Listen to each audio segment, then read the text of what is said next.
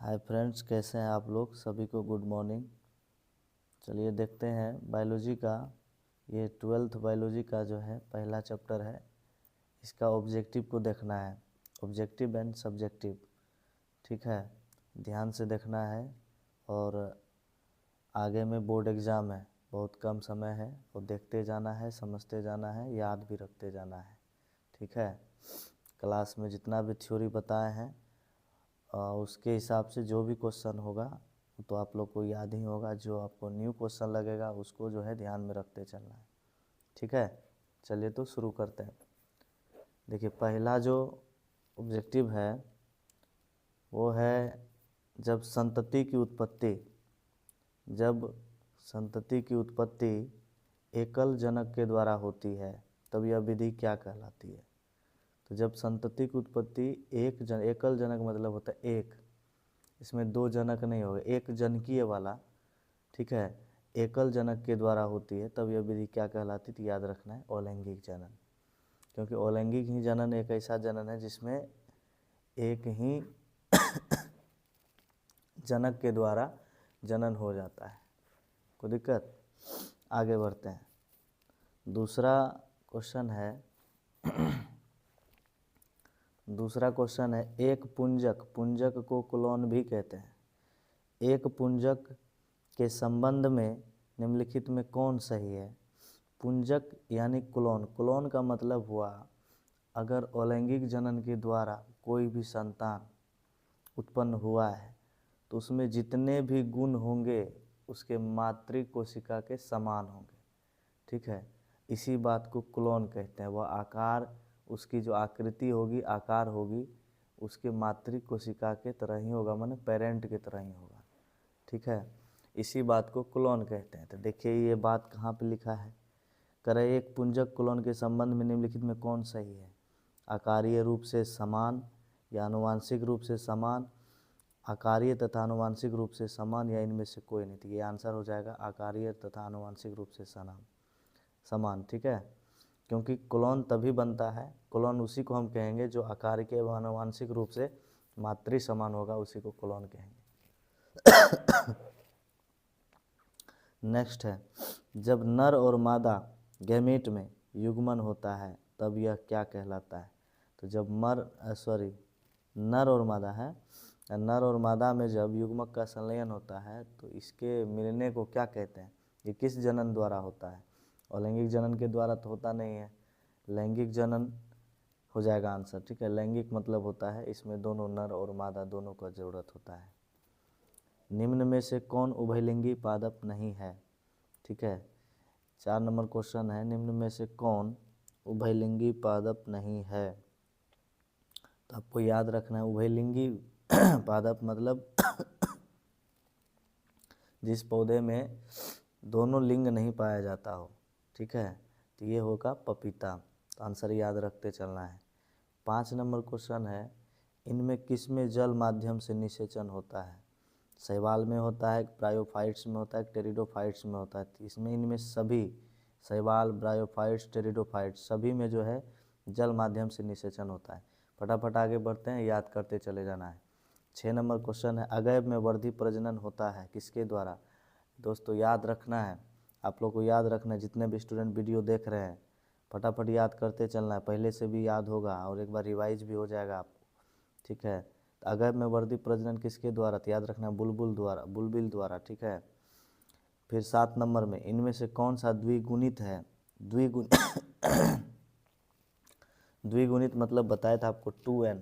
ठीक है, 2n, n कहेगा तो अगुणित है, द्विगुणित कहेगा यानी 2n कहेगा तो द्विगुणित कहेंगे उसी को। ठीक है, तो करा कौन सा युग्म द्विगुणित है? अंडाणु तो अगुणित हो गया क्योंकि ये सिर्फ मादा में पाया जाता है। परागकण ये पौधे के नर जनन अंग है। ठीक है, और नर युग्मक ये भी एक ही को दर्शा रहा है। तो यहाँ द्विगुणित का बात कर रहे हैं, दोनों को, इन तीनों में से दोनों को कोई नहीं दर्शा रहा है, लेकिन युग्मनज एक ऐसा है इसमें दोनों को दर्शा रहा है, नर और मादा दोनों। ठीक है, दोनों मिलता है तो युग्मनज बनता है, इसीलिए क्या है? द्विगुणित है। फिर करा 8 नंबर, जब निषेचन जीव के शरीर के बाहर होता है तब उसे कौन सा निषेचन कहते हैं। तो याद रखना है, निषेचन जब शरीर के बाहर होता है तो उसे बाह्य निषेचन, और अंदर होता है तो आंतरिक निषेचन। तो यहाँ पर बाहर होता है कह रहा है, तो आंसर हो जाएगा बाह्य निषेचन। 9 नंबर में क्या हो जाएगा, निम्नलिखित में से कौन जंतु उभयलिंगी नहीं है। फीता कृमि है, केंचुआ है, घरेलू मक्खी है, जौक है। तो याद रखना है, घरेलू मक्खी जो है उभयलिंगी नहीं है। नेक्स्ट क्वेश्चन है, इनमें कौन अंडप्रजक है। अंडप्रजक मतलब अंडा को देने वाला। मुर्गी है, सांप है, मगरमच्छ है, इनमें सभी। तो आंसर हो जाएगा इनमें सभी। ठीक है। इसके बाद नेक्स्ट क्वेश्चन देखना है 12 नंबर।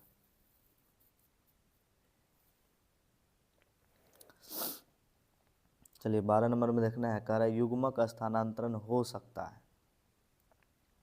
युग्मक का स्थानांतरण हो सकता है किसके द्वारा, जल के द्वारा, वायु के द्वारा, हवा के द्वारा, इन सभी द्वारा। तो याद रखना है, युग्मक का स्थानांतरण वायुओं द्वारा हो सकता है, जलों द्वारा हो सकता है, हवा द्वारा हो सकता है, तीनों द्वारा हो सकता है।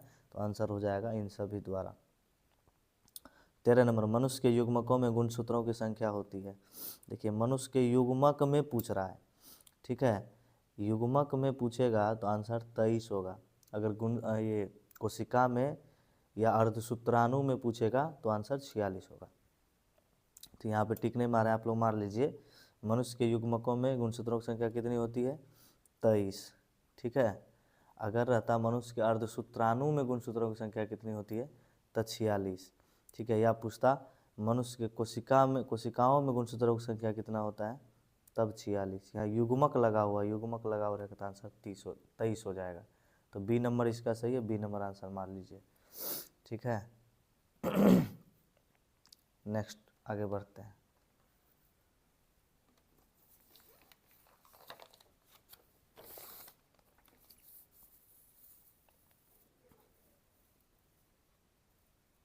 चलिए 14 नंबर देखना है, द्विलिंगी प्राणियों का उदाहरण है। स्पंज है, टेपवर्म है, कि जोंक है, कि इनमें सभी। तो याद रखिएगा इनमें सभी।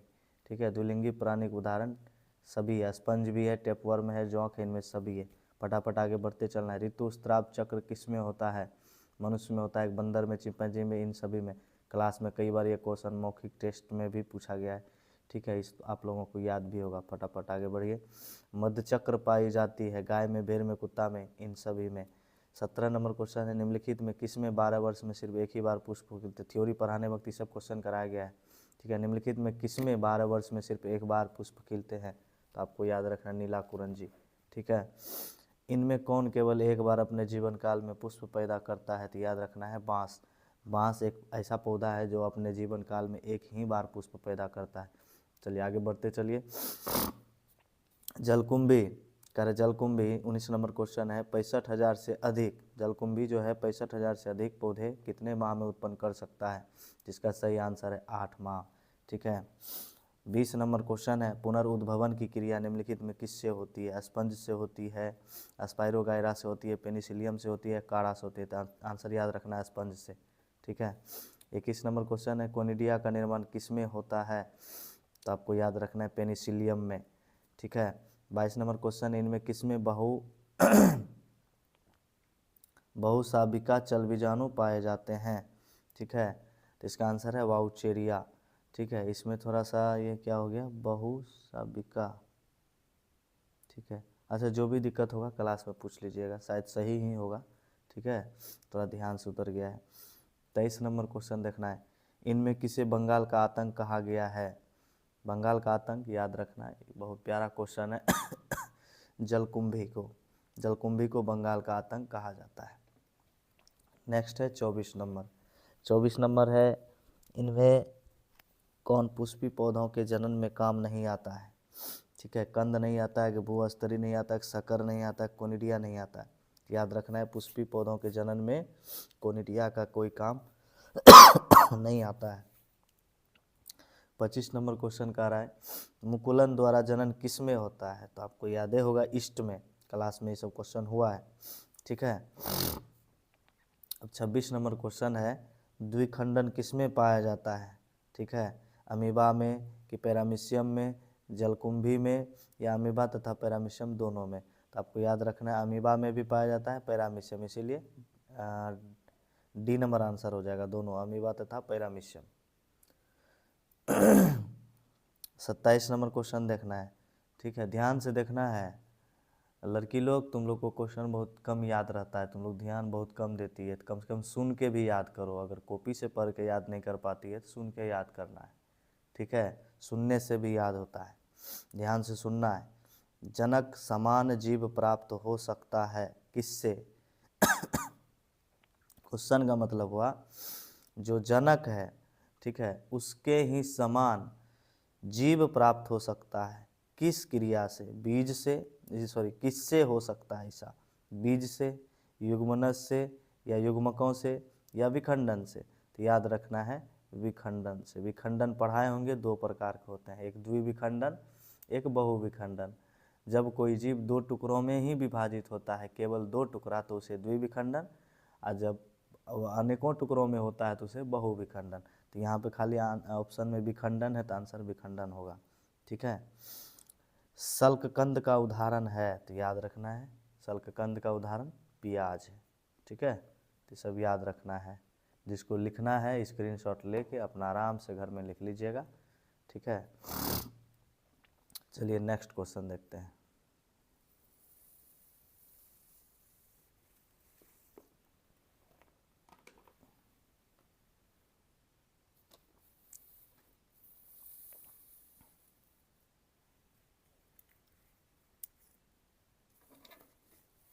चलिए नेक्स्ट क्वेश्चन देखना है। 29 नंबर में, मानव रुधिर वर्ग में, मानव रुधिर वर्ग में कर एंटीजन अनुपस्थित होता है। ये क्वेश्चन थोड़ा सा इसमें कुछ क्लियर नहीं है, ऑप्शन में थोड़ा सा लग रहा है गड़बड़ है, ठीक है। आप लोग को क्लास में ही ठीक कर देंगे। अब नोट्स ये बन गया है तो इसको यहाँ पे कट उट करेंगे, ठीक नहीं लगेगा, क्लास में बता देंगे आप लोगों को इसका सही। चलिए आगे 30 नंबर, निम्नलिखित में से कौन सी विधि अलैंगिक प्रजनन की नहीं है? करेक्ट, कौन सी विधि अलैंगिक प्रजनन की नहीं है? करेक्ट, ऐसा 4 ऑप्शन दिया हुआ, करेक्ट, कौन ऐसा विधि है जो कि अलैंगिक जनन की विधि नहीं है? तो अलैंगिक जनन की विधि जो होता है मुकुलन है ही, ठीक है, लेयरिंग भी जो है अलैंगिक जनन की ही विधि है, दाब लगाना भी अलैंगिक जनन की ही विधि है, लेकिन बोना जो है ये अलैंगिक जनन की विधि नहीं है। तो आंसर बोना हो जाएगा। 31 नंबर क्वेश्चन है, जब युग्मक संलयन जीव के शरीर के बाहर होता है तब उस विधि को क्या कहते हैं? युग्मक का संलयन माने जब युग्मक का संलयन, संलयन मतलब होता है मिलना, जब शरीर के बाहर मिलता है युग्मक तो उसे बाह्य निषेचन कहा जाता है, ठीक है। तो आंसर बी नंबर हो जाएगा। नेक्स्ट है, पुष्प हो सकते हैं, एक लिंगी हो सकते हैं, द्विलिंगी हो सकते हैं, या इनमें से दोनों हो सकते हैं, इनमें से कोई नहीं?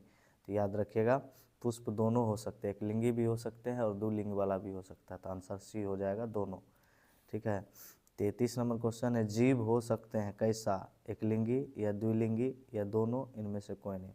तो दोनों भी हो सकता है, ठीक है। 34 नंबर में क्वेश्चन है, आलू में अर्धसूत्री कोशिका में गुणसूत्रों की संख्या कितना होगा?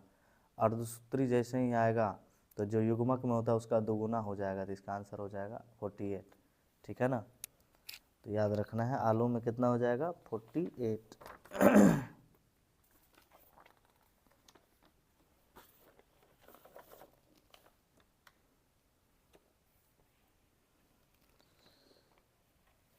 ठीक है, पूछ रहा है आलू में अर्धसूत्री कोशिका में गुणसूत्रों की संख्या कितना होगा? अर्धसूत्री कहेगा, कोशिका यहाँ आया है तो याद रखना कोशिका है, कोशिका में दुगुना होता है 48, 2n होता है, ठीक है। इसका युग्मक में कितना हो जाएगा? 24। 35 नंबर, लैंगिक जनन को सामान्यतः कितने भागों में बांटा जा सकता है? तो याद रखिएगा 3, ठीक है। कवक और पादप कितने भागों में? कवक, पादप, जंतु, 3 भागों में बांटा जा सकता है लैंगिक जनन को, ठीक है। तो याद रखना है 3 भाग में।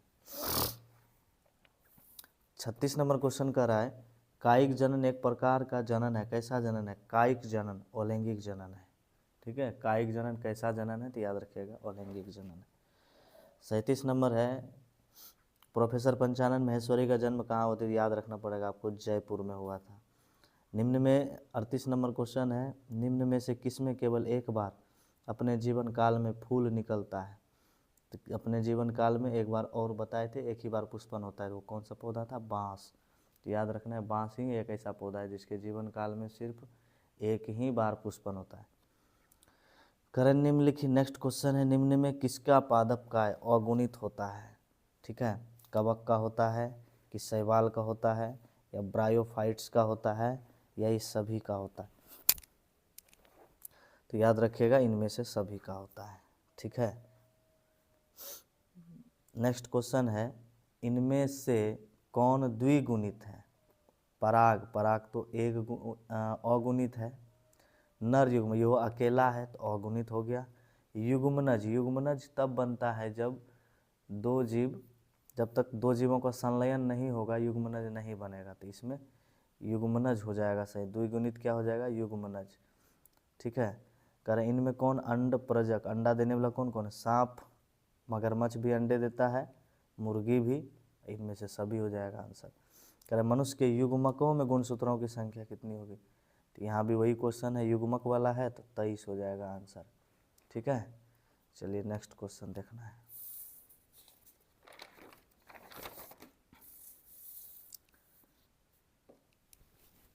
नेक्स्ट क्वेश्चन है, मक्का के युग्मक में गुणसूत्रों की संख्या कितना होता है? मक्का के युग्मक में कह रहा है। ठीक है, मक्का के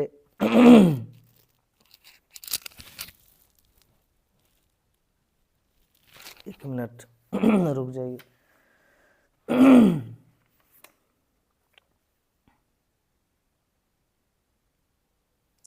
हाँ, तो मक्का के युग्मक में पूछ रहा है तो 20 हो जाएगा।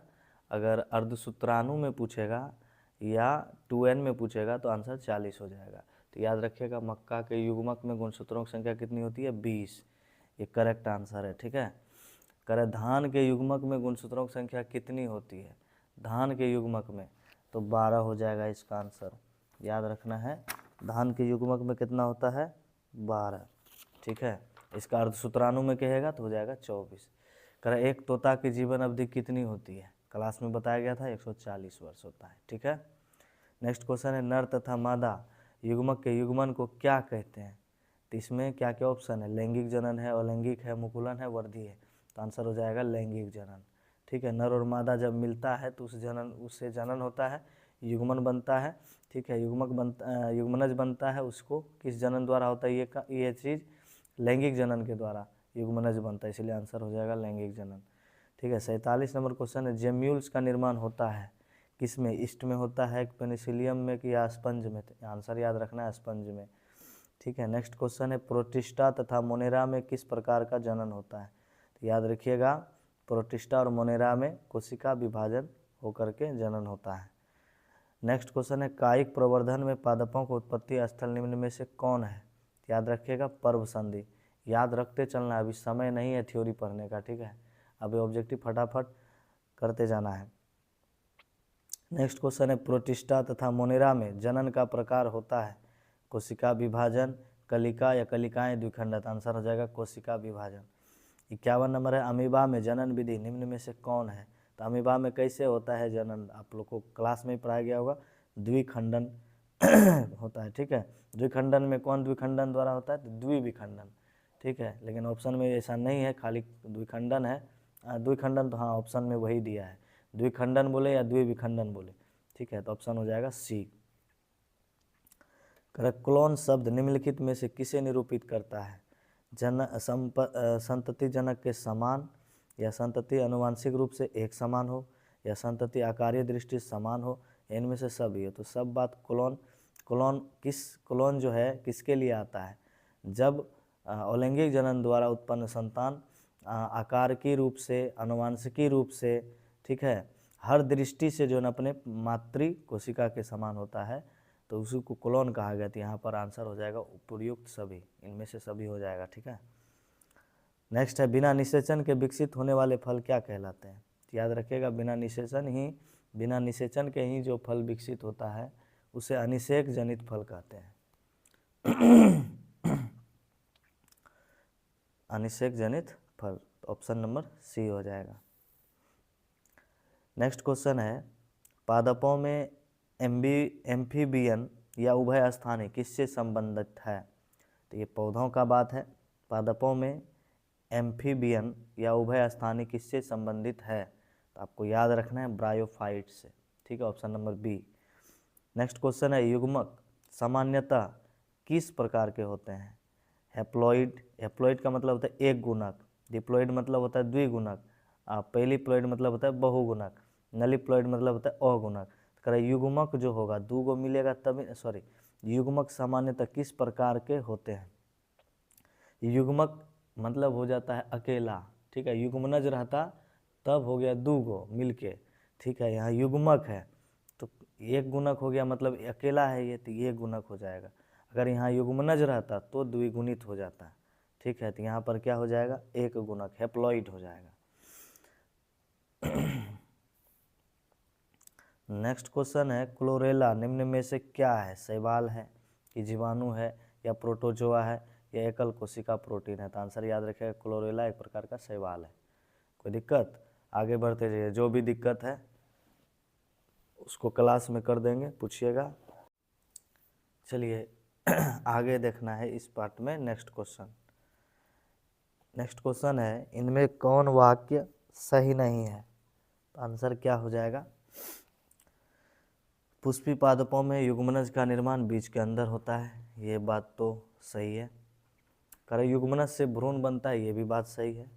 मनुष्य को सजीव प्रजक श्रेणी में रखा गया, ये भी सही है। अंडाशय बीज के रूप में विकसित होता है, ये गलत है, क्योंकि अंडाशय जो है बीज के रूप में विकसित नहीं होता है। नेक्स्ट क्वेश्चन है इनमें किस समुदाय के पौधों में निषेचन के लिए जल माध्यम आवश्यक है? शैवाल के लिए है कि ब्रायोफाइट्स के लिए है, टेरिडोफाइट्स के लिए है या इनमें सभी के लिए? तो आंसर याद रखेगा सभी के लिए। करें निम्नलिखित में किसका पादप का है अगुणित होता है? तो याद रखिए शैवाल का होता है या कवक का होता है, ब्रायोफाइट्स का होता है, इनमें से सभी का होता है। ठीक है, तो आंसर हो जाएगा इनमें से सभी। नेक्स्ट क्वेश्चन है इनमें कौन सा भाग द्विगुणित है? युग्मनज है कि अंड है कि पराग है कि नरयुग्मक है? तो याद रखिएगा युग्मनज। करें इनमें से कौन सा भाग अगुणित है? अगुणित अंडाशय है कि पराग कोश है कि पराग है कि युग्मनज है? तो आंसर हो जाएगा पराग।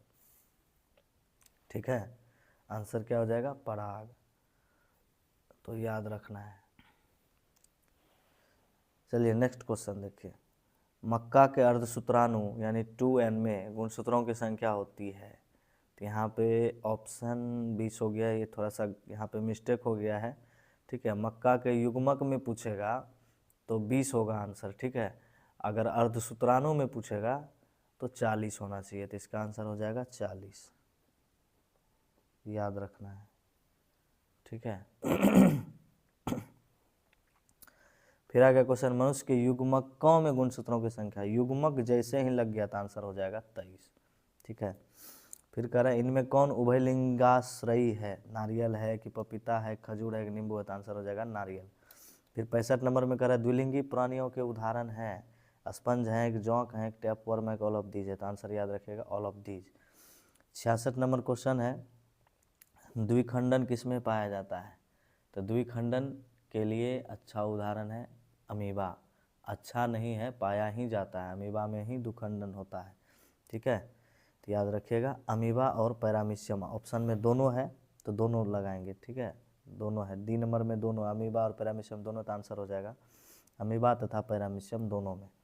नेक्स्ट क्वेश्चन है एक लिंगता की स्थिति को, ठीक है, क्या क्वेश्चन है? एक लिंगता की स्थिति को उल्लेखित करने के लिए किस शब्द का प्रयोग होता है? तो आंसर याद रखिएगा एक लिंगाश्रयी, क्योंकि एक लिंगता है तो इसको प्रदर्शित करने के लिए, उल्लेखित करने के लिए एक शब्द का प्रयोग किया जाता है, इसका नाम है एक लिंगाश्रयी। नेक्स्ट क्वेश्चन है मुकुलन द्वारा जनन किस में होता है? क्लेमाइडोमोनास में या पेनिसिलियम में या ईस्ट में या ऑल में? तो ईस्ट में याद रखिएगा। युग्मक जनन में बनता है, क्या बनता है? केवल नर बनता है या केवल मादा युग्मक बनता है? तो याद रखिएगा इनमें दोनों बनता है, तो नर तथा मादा दोनों युग्मक हो जाएगा आंसर, तो याद रखना है। चलिए नेक्स्ट क्वेश्चन देखिए, करें जेम्यूल्स बनते हैं, जेम्यूल्स का निर्माण किस में होता है? तो याद रखिएगा स्पंज में। ठीक है, मध्य चक्र किस में होता है? दोबारा ये क्वेश्चन है, गाय में, भेड़ में, कुत्ता में, किस में है? Answer all.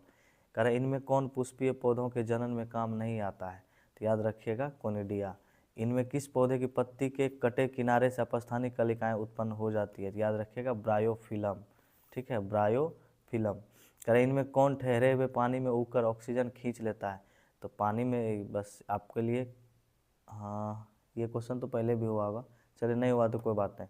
इनमें कौन ठहरे हुए पानी में उगकर ऑक्सीजन खींच लेता है? तो याद रखिएगा जलकुंभी। ठीक है, जब नर और मादा गैमीट, नेक्स्ट क्वेश्चन देखिएगा, जब नर और मादा गैमीट युग्मन होता है तब यह क्या कहलाता है? वर्धिकायिक, मुकुलन, अलैंगिक या लैंगिक? तो आंसर याद रखिएगा लैंगिक। ठीक है, उसके बाद है किसमें जनक कोशिका दो में विभक्त होकर नए जीवों को जन्म देती है? मोनेरा में या प्रोटिस्टा में या दोनों में या खाली पुष्पी पौधा में? तो आंसर याद रखें दोनों, मोनेरा प्रोटिस्टा दोनों। ठीक, कर जब संतति की उत्पत्ति एक जनक के द्वारा होती है तब यह क्या कहलाती है? तो एकल जनक के द्वारा होने वाला, ठीक है, जनन क्या कहलाता है? अलैंगिक जनन। एक पुंजक, ये क्वेश्चन शायद रिपीट हो गया है, क्लोन के संबंध निम्नलिखित में कौन बात सही है? तो क्लोन का मतलब बताए थे, आकारिकी रूप से आनुवांशिक रूप से समान हो। तो आंसर हो जाएगा आकारिकी तथा आनुवांशिक रूप से समान। नीचे में है कुछ जीव का नाम लिखा हुआ है और इसमें युग्मक में गुणसूत्र की संख्या कितनी होती है और अर्धसूत्री कोशिका में कितनी होती है? तो डाटा लिख दिए हैं, इसको याद रखना है। सेब में कितना होता है युग्मक में? 17। तो सेब के अर्धसूत्री में कितना होता है? 34। आलू के युग्मक में कितना होता है? 24। तो इसका अर्धसूत्री कोशिका में कितना होता है? 48। ठीक है, मक्का के युग्मक में गुणसूत्रों की संख्या कितनी होती है? 20। मक्का के अर्धसूत्री कोशिका में कितना होता है? 40। मनुष्य के युग्मकों में गुणसूत्रों की संख्या कितनी होती है? 23। और मनुष्य के अर्धसूत्री कोशिका में युग्मकों की गुणसूत्रों की संख्या कितनी होती है? 46। प्याज के युग्मक में गुणसूत्र की संख्या 16। प्याज के अर्धसूत्री कोशिका में गुणसूत्र की संख्या 32। प्याज के ओफियोग्लोसम के युग्मक में गुणसूत्र की संख्या कितनी होती है? 630। ठीक है, और फिर याद रखिएगा ओफियोग्लोसम के अर्धसूत्री कोशिका में गुणसूत्रों की संख्या कितनी होती है? तो 1260। फल मक्खी के युग्मक में गुणसूत्रों की संख्या 4। ठीक है, फल मक्खी के अर्धसूत्री कोशिका में गुणसूत्रों की संख्या 8। ये सब इम्पोर्टेंट है, सभी को याद रखना है। चलिए नेक्स्ट देखना है। नेक्स्ट ऑब्जेक्टिव इतना ही था, इतना याद कर लेना है। उसके बाद सब्जेक्टिव देखना है थोड़ा सा। पहला चैप्टर का ये सब्जेक्टिव है। कर जीवन अवधि किसे कहते हैं? तो याद रखिएगा किसी जीव के जन्म से लेकर उसकी प्राकृतिक मृत्यु तक का समय उस जीव की जीवन अवधि कहलाती है। नेक्स्ट है जनन द्वारा कोई जीव या प्राणी अपने ही, जनन क्या है? तो याद रखिएगा जनन द्वारा कोई जीव या प्राणी अपने ही जैसे किसी दूसरे जीव को जन्म देकर अपनी जाति की वृद्धि करता है। ठीक है, या जनन में ये भी बोल सकते हैं, जनन वैसी प्रक्रिया है, ठीक है, जनन एक जैविक प्रक्रिया है जो जीवों में होने वाली ऐसी क्षमता है। ठीक है,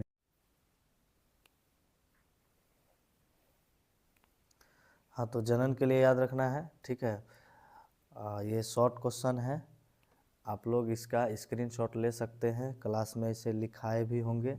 फटाफट इसका स्क्रीनशॉट ले लीजिए और याद करते चले जाना है।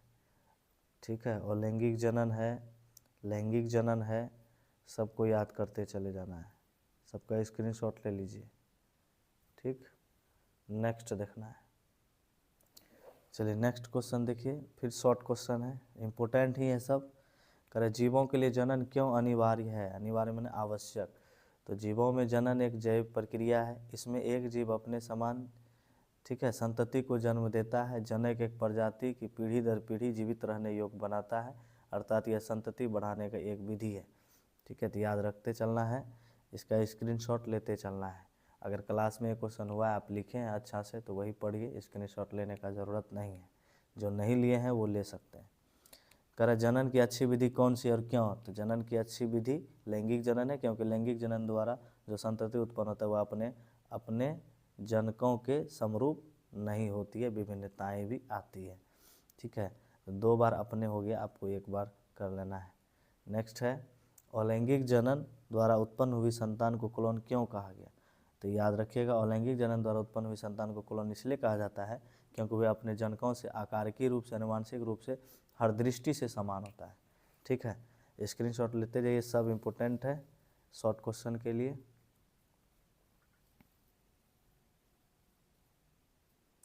ठीक है, फिर क्वेश्चन है कायिक प्रवर्धन से आप क्या समझते हैं, कोई दो उपयुक्त उदाहरण दो। तो याद रखिएगा, पौधे के कायिक अंगों से नए पौधे के निर्माण को कायिक प्रवर्धन कहते हैं। कायिक प्रवर्धन एक प्रकार का अलैंगिक जनन है। ठीक है, जैसे में दे देना है, आलू की आँख से नए पौधे का निर्माण होना। दूसरा, अगैब के फूल कलिका से बुलबुल द्वारा निर्माण होता है। ठीक है, अगैब के फूल कलिका से बुलबुल का निर्माण होता है, जो जमीन पर गिरने के बाद नए पौधे से विकसित हो जाता है। नीचे में फिर है, प्रत्येक पुष्पी पौधा के भाग को पहचानें तथा लिखें कि वह अगुणित है या द्विगुणित है। तो सब लिखा हुआ है। अंडाशय क्या है, अंड या डिंब क्या है, अगुणित है। ठीक है, परागकोश भी द्विगुणित, अंड या डिंब अगुणित, पराग क्या है, अगुणित है, नर युग्मक क्या है, अगुणित है, युग्मनज क्या है, द्विगुणित है। तो याद रखना है सबको। चलिए नेक्स्ट क्वेश्चन देखा जाए। कह रहा है अलैंगिक तथा लैंगिक जनन के बीच क्या अंतर है। तो अंतर बहुत बढ़िया से लिख दिए हैं, आप लोग पढ़े ही होंगे क्लास में भी। ठीक है, अलैंगिक में क्या याद रखना है, इस प्रक्रिया में केवल एक ही कोशिका या एक जनक ही भाग लेता है। अलैंगिक में दोनों भाग लेता है। अलैंगिक में फिर क्या याद रखें, इसमें समसूत्री विभाजन होता है, इसमें अर्धसूत्री विभाजन होता है। ठीक है, इसमें लिंग अंगों का निर्माण नहीं होता है, यानी अलैंगिक जनन के लिए लिंग का जरूरत नहीं है, लेकिन इसमें बिना लिंग का जनन नहीं होता है। अलैंगिक में याद रखना है, इसमें लिंग अंगों का निर्माण होता है। इसमें संतति अपने जनक के समान होता है, लेकिन इसमें संतति अपने जनकों से भिन्न होता है। द्विलिंगी पुष्प क्या है, तो बोलेंगे वैसा पुष्प जिसमें दोनों आवश्यक अंग पुंकेसर तथा स्त्री केसर उपस्थित हो, उसे द्विलिंगी पुष्प कहते हैं।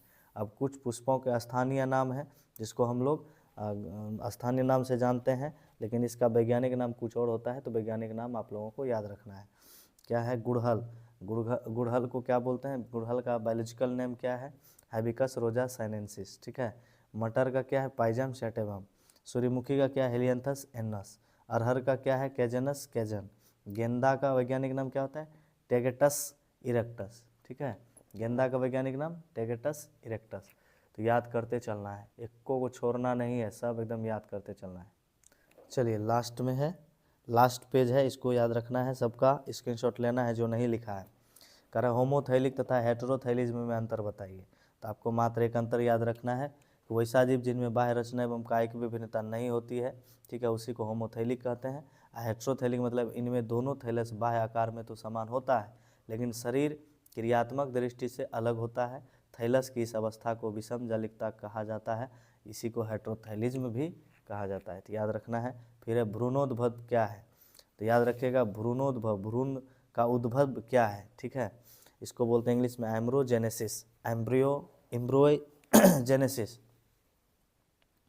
तो जायगोट से भ्रूण बनने की प्रक्रिया को ही क्या कहेंगे, भ्रूणोद्भव कहेंगे। ठीक है, और इस प्रक्रिया में जायगोट में कोशिका विभाजन होता है। इस प्रक्रिया में क्या होता है, जायगोट में कोशिका विभाजन होता है। नेक्स्ट है अंड प्रजक क्या है, तो याद रखना इस प्रकार के जीवों द्वारा निषेचित अंडे किसी सुरक्षित स्थान पर दिए जाते हैं, जैसे सांप, मगरमच्छ आदि। ये सब शॉर्ट क्वेश्चन है, सब याद रखते चले जाना है। ठीक है, कॉपी में लिखना है तो लिखिए, नहीं तो स्क्रीनशॉट लेके याद करते चलना। अभी कुछ इधर उधर देखना ही नहीं है। ठीक है, ओनली वन एग्जाम पे फोकस करना है। बोर्ड एग्जाम हो जाएगा, उसके बाद घूमना है, मस्ती करना। अभी तो मस्ती करना ही नहीं है, रात दिन एक कर देना है। ठीक है, पढ़ने में कोई कंप्रोमाइज़ नहीं करना है। करे कि अंडे के चारों ओर कैल्शियम युक्त कवच होता है, जो उन्हें सुरक्षित बनाए रखने में मदद करते हैं। ये सब इंपॉर्टेंट पॉइंट है, याद रखिएगा। अंडे के चारों ओर उसको सुरक्षा देने के लिए एक कवच होता है, जिसको कैल्शियम का कवच कहते हैं। ठीक है, फिर एरो देख लिखे हैं, ये निश्चित निषेचन अवधि के पश्चात स्फुटन द्वारा नए शिशुओं को जन्म देता है। जब निश्चित समय हो जाता है तो उसके बाद वो अंडा का,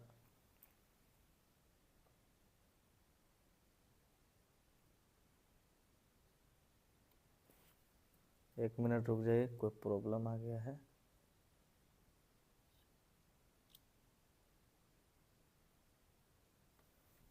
हाँ चलिए देखिए, हाँ निश्चित समय के बाद अंडा का जो बाहर का कवच है वो फटता है। ठीक है, उसके बाद उससे शिशु निकलता है। नेक्स्ट क्वेश्चन है सजीव प्रजक क्या है, तो जब जीवों में मादा के शरीर के अंदर ही जायगोट विकसित होकर भ्रूण का विकास करता है, उसे सजीव प्रजक कहते हैं। और इसका ये जो है मेन पॉइंट है, नोट पॉइंट है, लिख लेना है। ठीक है। इन प्राणियों में भ्रूण का विकास मादा के शरीर के अंदर होता है। सब अच्छे से लिखा हुआ है, अच्छे से स्क्रीनशॉट ले सकते हैं। ठीक है, एक बार ऊपर से कर देते हैं, जिसको स्क्रीनशॉट लेना है ले लीजिए। ठीक है,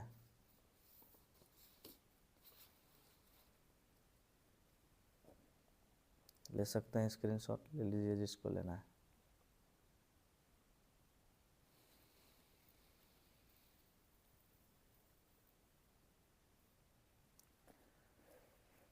ठीक है, तो अच्छे से समझ में आ गया होगा। क्लास में भी थ्योरी में बताया गया था, इसीलिए थोड़ा फास्ट ही समझने में फ़ायदा है।